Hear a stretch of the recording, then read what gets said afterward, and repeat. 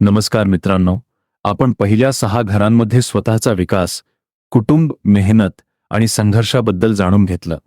पण माणूस जेव्हा प्रगती करतो तेव्हा त्याला गरज असते एका साथीदाराची, जो सुखात आणि दुःखात त्याच्या सोबत असेल. कुंडलीतील 7वे घर हे तुमच्या आयुष्यातील सर्वात महत्त्वाच्या नात्याचं घर आहे.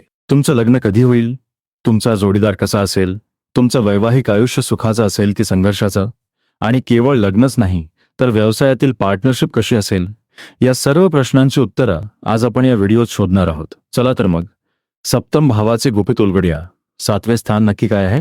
7व्या घराला ज्योतिषशास्त्रात जया भाव म्हणतात. हे पहिल्या घराच्या अगदी समोर असतं. पहिलं घर तुम्ही आहात, तर 7वं घर तुमच्या समोरची व्यक्ती आहे. जग तुमच्याशी कसं वागेल हे 7वं घर ठरवतं. हे कुंडलीतील 4थं केंद्रस्थान आहे, जे तुमच्या आयुष्याला स्थिरता देतं. प्रत्येकाच्या मनात एक प्रश्न असतो, माझा लाईफ पार्टनर कसा दिसेल आणि त्याचा स्वभाव काय असेल? एक रूप आणि रंग. 7व्या घरातील रास आणि तिथे असलेला ग्रह जोडीदाराच्या शारीरिक ठेवणीबद्दल सांगतो. 2 स्वभाव. तुमचा जोडीदार शांत असेल की रागीट, तो प्रॅक्टिकल असेल की रोमॅन्टिक, हे 7व्या घरावरून स्पष्ट होतं. 3 कुटुंब आणि दर्जा. तुमचा जोडीदार श्रीमंत कुटुंबातील असेल का? त्याचा सामाजिक दर्जा काय असेल, याचे संकेतही इथेच मिळतात.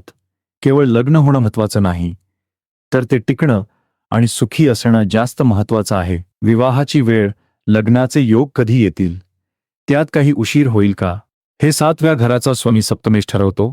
नात्यातील गोडवा. जर 7व्या घरावर शुभ ग्रहांची दृष्टी असेल तर पती पत्नीमध्ये उत्तम ताळमेळ असतो. याउलट पापग्रहांचा प्रभाव असेल तर विनाकारण वादविवाद होऊ शकतात.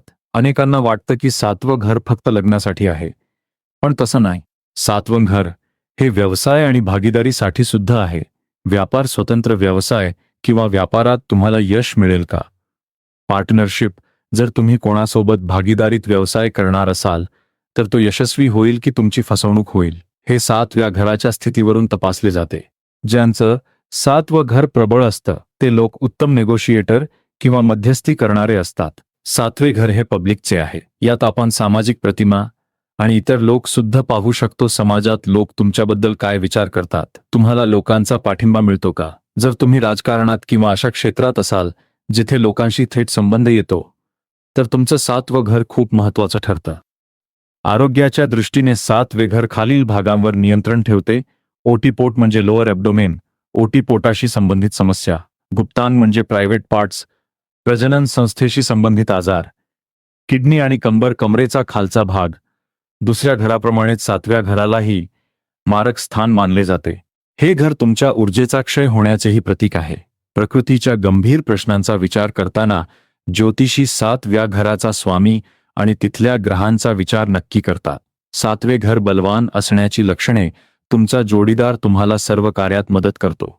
लोकांमध्ये तुमची लोकप्रियता चांगली असते. तुमचे कायदेशीर करार म्हणजे लीगल कॉन्ट्रॅक्ट्स यशस्वी होतात. प्रवासातून तुम्हाला लाभ मिळतो. तर मित्रांनो, 7वं घर म्हणजे तुमच्या आयुष्यातील दुसरा अर्धा भाग म्हणजे बेटर हाफ आहे. हे घर आपल्याला शिकवतं की आपण एकटे जगू शकत नाही. आयुष्याची गाडी सुरळीत चालण्यासाठी एका चांगल्या साथीदाराची आणि लोकांच्या सहकार्याची गरज असते. नातं लग्नाचं असो वा व्यवसायाचं, विश्वास आणि पारदर्शकता ही 7व्या घराची मूळ ताकद आहे. तुमच्या जोडीदाराबद्दलचा किंवा भविष्यातील जोडीदाराबद्दलचा सर्वात महत्त्वाचा गुण कोणता आहे? कमेंट्समध्ये नक्की सांगा. पुढच्या व्हिडिओमध्ये आपण पाहणार आहोत 8वे घर, जे गूढशास्त्र आणि अचानक होणाऱ्या बदलांबद्दल सांगतं. हे घर सर्वात रहस्यमय मानलं जातं. ते जाणून घेण्यासाठी चॅनलला सबस्क्राईब करा. धन्यवाद.